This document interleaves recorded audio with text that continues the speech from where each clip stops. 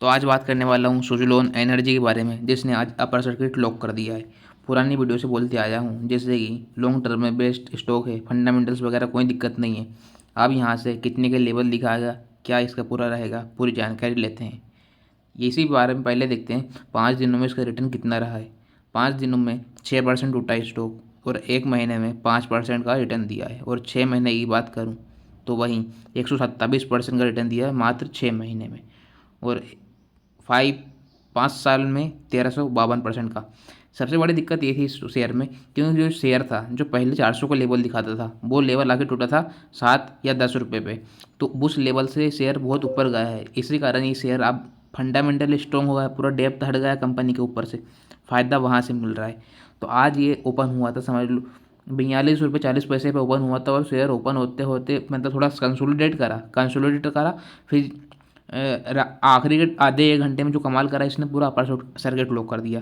जैसे कि ओपन हुआ था ये शेयर अपना, ओपन होते ही इसने 42 45 पे ओपन हुआ, 42 रुपये 45 पैसे पे, और हाई लगाया 46 रुपये 5 पैसे का, जो कि आज का अपर सर्किट है। शेयर 2 3 दिन से लोअर सर्किट लगा रहा था, कंसोलिडेट भी कर रहा था शेयर, पर इसके फंडामेंटल स्ट्रॉन्ग थे, क्योंकि मार्केट में मिड कैप निफ्टी में प्रेशर था, इसके कारण भी शेयर में दिक्कत आई थी। अगर ये इसमें दिक्कत हुई ना, वैसे इसमें है ना बिकवाली हुई है। क्यों बिकवाली करवाई गई है? बिकवाली ऑपरेटर के द्वारा करवाई गई है, और इसमें ये एएसएम लिस्ट में भी आ गया है, क्योंकि इसमें लॉन्ग टर्म उनको ग्रोथ दिख रही, तो उन्होंने रिटेलर्स के हाथ से पूरे शेयर्स उन्होंने छीन लिए हैं। उसके बाद क्योंकि इसमें अब ये शेयर अपने को डबल होते दिखेगा थोड़े ही दिनों में, 3 महीने 4 महीने लग सकते हैं। पावर शेयर है, इसके लिए इसमें बहुत अपने को आगे अपने को वो दिख रहा है। इसका व्यू बहुत लॉन्ग रखिएगा तो ही इसमें पैसा बनेगा। और इसके चार्ट्स पैटर्न की बात करूँ, मैं इसके फाइनेंशियली बात करूँ कि आज कितने ट्रेडेड वॉल्यूम क्वांटिटी होती, वो उस पर भी चलते हैं हम आज। अब इसका एमओ ऑर्डर क्वांटिटी देखें, एमओ ऑर्डर भी इसका कितना ज़्यादा लगा देख लीजिए। 48 लाख का एमओ ऑर्डर लगा है बाइंग के लिए, 48 लाख का एमओ ऑर्डर। और इसके साथ ही ट्रेडेड वॉल्यूम जो आज थी, आज वो वॉल्यूम की ट्रेडिंग हुई है, वो 5 करोड़ की थी। 5 करोड़ 98 लाख की वॉल्यूम का ट्रेड हुआ है आज। और उसके साथ ही इसमें डिलीवरी का अगर क्वांटिटी देखूँ, डिलीवरी कितनी उठाई गई है, तो 55% की डिलीवरी क्वांटिटी उठाई गई, जो कि बहुत ज़्यादा है, यानी कि 3 करोड़ 26 लाख की डिलीवरी क्वांटिटी उठाई गई है। अब इसका अगर मैं पैटर्न देखूँ, होल्डिंग पैटर्न कैसा है, इसका डिटेल्स बता देता हूँ पूरी आपको मैं। अब इसके शेयर होल्डिंग को पैटर्न को भी देखना ध्यान से।